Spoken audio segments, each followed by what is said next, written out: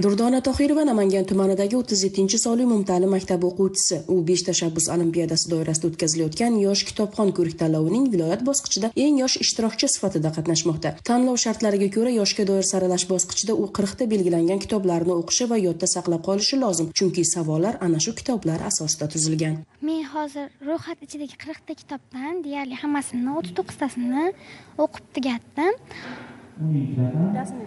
Bittasini respublika bosqichiga tugatishga harakat qilaman. Bu katta kitob ekanmi? U katta kitob. Tanlovga birinchi qatnashisizmi? Hayajonlar qanaqa? Tanlovga ikkinchi qatnashishim. O'tgan yili tumanda faxrli 3-o'rinni egallaganman. Kitob menga quvonch zavq beradi, chunki kitobni ozgina, misol uchun kitobga qiziqishi yo'qlar bor. Kitobni ozgina o'qigandan so'ng ichiga kirib ketganda qiziqadi. Asosiy kitob o'qishda maslahat kitobni his etib o'qish kerak. Shunda o'qigan bilinadi.